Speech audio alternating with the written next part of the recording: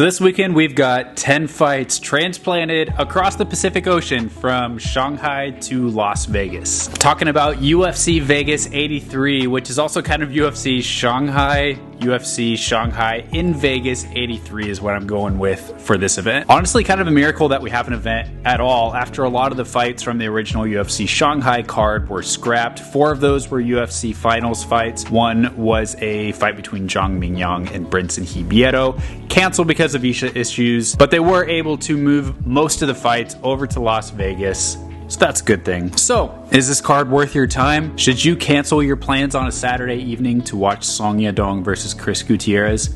I think so. Because this card has a lot of great storylines, a lot of fighters that I'm interested, not just in a personal level, but I think that they're going to produce some pretty exciting fights as well. So I'll get into those. But first, if you haven't subscribed to the channel already, please do me a huge favor and hit that subscribe button. Let's talk about what actually happened to the original UFC Shanghai. So I've asked around a lot. I've read different things about what happened, and best I can articulate is that it was some kind of issue with a permit. Getting a permit in time to hold the event in Shanghai. It just didn't come together, and so they weren't able to hold the event, which is a shame because they had already announced the event. I'm guessing they were pretty confident, like 99% sure that they're going to be able to host the event in Shanghai. Time was running out. They needed to be able to sell tickets to people. There was about 5 weeks until the event. So they announced the event, but then just like a week or two later, had to cancel it because of the issues with the permits. Kind of surprising to me, just because UFC had already held a couple events in China and one in Shanghai in particular. Of course, that was back in 2017 at the Mercedes-Benz Arena. I don't know why the UFC didn't just go back to the Mercedes-Benz since they've already had an event there. It holds about 6,000 to 7,000 more people than the Shanghai Indoor Stadium does, which is the place that they were going to have the event in. So I'm not sure if it's an issue just with the Shanghai Indoor Stadium. Perhaps they'll try and go back to Shanghai next year and they can maybe try to go to the Mercedes-Benz Arena. Either way, I just hope that they can get over to China at some point in the next year, but maybe they'll try to go to a different city, let things kind of cool over while they can sort things out in Shanghai. So fortunately, the UFC has a warehouse in Las Vegas that they call the UFC Apex. For situations like this, they can just ship the whole card over to Las Vegas and save as much as they can. I think at the time of the cancellation, there were 7 fights on this card, and now we're up to 10, which for me is like the bare minimum that you need to have something that feels like a full fight card. Main event still intact, a lot of good fights. They've added 3 fights since then. So there's a lot that I like about this card. It's unfortunate that the Road to UFC finals fights are going to have to wait. That is involving 8 athletes. All those guys, especially the Chinese fighters, were hoping to compete in front of their home fans. There were 5 Chinese fighters slated for the finals of the Road to UFC. So that's too bad, and now it looks like they're going to be fighting probably in the Apex in front of just a few fans. So that's a big bummer. I have not heard anything about when those are supposed to be rescheduled. As I'm looking toward to the fight cards in February, it looks like right now we've got 2 fight cards at the Apex in February, both on February 3rd and February 10th. February 3rd is looking a little bit full to me. Got to have 4 open slots. The February 10th card could be a possibility, although that could also be full of fights that we don't yet know about. I don't know what they're going to do. Maybe they could just make a super long card on the February the 10th, or in March they could try to shoot for that time frame as well. It's kind of a big mess, isn't it? So what we have left now is a card that's got 7 fights that are more or less featuring Asian fighters, and then 3 kind of just other random fights that could go on any card. But on the Asian side of things, I do want to highlight a fighter that doesn't get a whole lot of spotlight, and that's Korean fighter Park Sun-hyung. Korean MMA has never been as good as it is right now. Honestly, there are so many fighters that could and probably should be in the UFC. And within Korea right now, there are so many good Korean fighters, a lot of which have come to Road to UFC and got some hard matchups or just had some bad luck. Ultimately, we've only got 1 fighter from Korea in the Road to UFC finals. That's Lee Chong-ho. But man, let me tell you, there are so many good Korean fighters that probably in a year or 2, you're going to see in the UFC. Eventually, the UFC is going to feel that Korean boom, but it just hasn't felt it yet. But it's coming. It's close. There's going to be a ton of Koreans coming to the UFC in the near future. And one of those guys is 8-0 Park Sung-hyun. Hyun. Watch Road to UFC. He won all 3 fights. He's submitted guys left and right. He's got great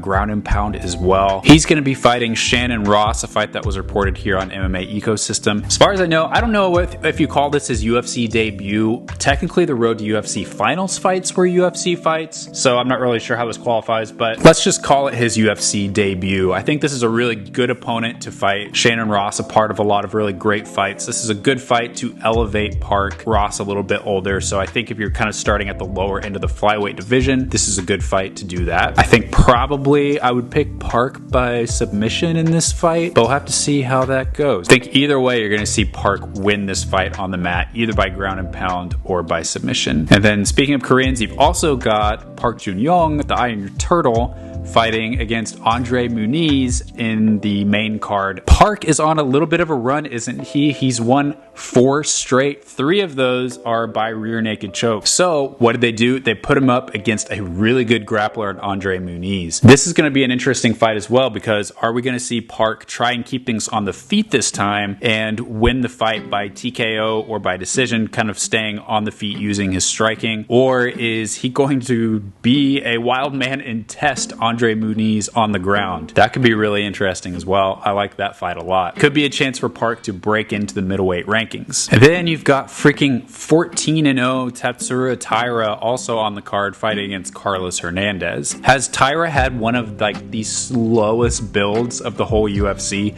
He's undefeated. He's looked pretty good in every single fight. And this is his 5th fight in the UFC, his 5th one at flyweight, and still not fighting a ranked opponent. I keep saying after every fight, yeah, probably they'll give him a ranked opponent next, but we're still waiting on that. Honestly, I'm totally okay with it. As young as Tyra is, he just is getting more time to build out his MMA game, and against Hernandez, I think at the very least should be a really exciting fight. I do favor Tyra to win that by submission. But yeah, Tyra, 23 years old. I'm still not totally convinced that he's going to be a flyweight champion. I really need to see him fight some elite level strikers and get all the different assets of his game tested. At 23 years old, he still has a lot of time. He could still like try the ranked competition and fail, and then come back and then fail and then come back. Like, he still has a lot of time. Think about Charles Oliveira, for example. But yeah, between Korea and Japan, which country is going to produce a UFC star, like a real star, first? The word star often gets way overused, but which one is going to have a really impactful fighter next? Korea just lost their big star with Korean Zombie retiring. Between Japan, we have Tatsura Tyra here, becoming very popular in Japan. We've also got a lot of good Korean fighters who may be a little bit more established. I think probably the next like 3 years we'll probably see a really popular fighter who can make their way into the rankings from each country, I think. And Tyra, the best chance of that for Japan right now. I'm bummed that he has been fighting at such a slow pace in the UFC. So on to the next fight. This one was just added like a week or 2 ago. This is Khalil Roundtree against Anthony Smith. I cannot wait for this fight. That is such a crazy fight. And Khalil Roundtree, for a long time, it's like every 2 years we're all saying, all right, he's going to make a title run, and then he falls on his face. He loses a couple in a row, but this is the best he's ever looked. He's won 4 straight, lots of finishes, and he's getting to fight someone like Anthony Smith, who's one of those guys. Smith just is the guy that won't go away. He wins a couple in a row, he loses a couple in a row, he gets knocked out badly. You think probably his ability to take punishment is diminishing, but then he goes on another run. Right now, currently coming off a win over Ryan Spann, albeit a split decision. Now we've got this interesting test for Khalil Roundtree to see if he can pass into the next level of competition at light heavyweight. No, we as fans would all love, the UFC would love it if Roundtree could become another light heavyweight contender. I remember back in the day when he was compared to like an Anderson Silva of light heavyweight. There's been a lot of prospects over the years that really young in the career get compared to Anderson Silva, and that never seems to serve them well. It set these really impossibly high expectations for Khalil Roundtree. I hope that, Anthony Smith, he's stepping up on a couple weeks notice. He seems like the guy that's kind of always ready to go, but at the same time, he also takes a lot of damage. So what kind of injuries is Smith going to be wearing into this fight? Don't know. Either way, this should be a crazy fight. Probably going going to end by TKO or knockout. I favor Khalil Roundtree. He's got that like heavyweight power in both his fists and in his feet. I favor him, but Anthony Smith, I think people underestimate him all the time because he is a veteran. He's got far more fights than Khalil Roundtree. He's fought for UFC titles. Sometimes when you put him up against these younger, less experienced guys, his veteranship, his attention to the details, especially in grappling, that starts to come through, and you start to see why Anthony Smith is continually ranked as high as he is. So I think that's kind of the story for me in this fight, is like Anthony Smith's experience and wisdom versus Roundtree's power. That's like probably the most broad way that you can look at that fight. This favors Roundtree as he was supposed to take on Azamat Murzakanov at last weekend's UFC Austin event, but Murzakanov got pneumonia, had to drop out, rescheduled for December 9th. So interesting fight. All right, so now on to the main event. That's Song Yadong fighting Chris Gutierrez. Somewhat of a short notice fight for Gutierrez. This fight only came together, 4 or 5 weeks before the scheduled date of December 9th. But I think it's a good fight. It is the best fight that they could fight for Song Yadong. The original plan was Peter Yan. Yan eventually actually wasn't healthy enough to be able to take the fight in time, so they didn't end up going that direction. But yeah, they basically just went down the line at bantamweight to see who was healthy. And then yeah, both Chris Gutierrez and Jonathan Martinez both fought recently, both won, and they ended up giving the fight to Gutierrez, which I think is the best possible option. At the very least, they were able to give Song Yadong a ranked opponent, which I think that's all you really need to make a compelling main event, especially a guy coming off a win. Gutierrez has never been ranked super highly, but he's got that win over Frankie Edgar in New York where he knocked him out into retirement. He's coming off this win over Olatung Haley. I think that it should be a more competitive fight than the rankings would suggest. Gutierrez, what do we know him for? Really, really good leg kicks, pretty good Muay Thai, mostly an all-around good fighter. I think Song Yadong, when I think about him, I think lightning fast reflexes, pinpoint accuracy, and a lot of power in his hands. And his takedown defense is getting better and better, although that sometimes has been a little bit of an issue in the past. Really impressive in that fight against Ricky Simón, where he got the TKO in round 5. I feel like that was almost like a reversal in some ways of the fight with Corey Sandhagen, where eventually Sandhagen kind of overwhelmed him with punches and the fight was stopped due to a cut. Whereas in this fight against Ricky Simón, who was ranked at the time as well, also created this really, really wide lead over Ricky Simón, where Simón just kind of wore out, and Song Yadong's conditioning really on display and was able to get the stoppage in the 5th round. I think that Song will win the fight. I think that he will. When I think about the two, I think that Song has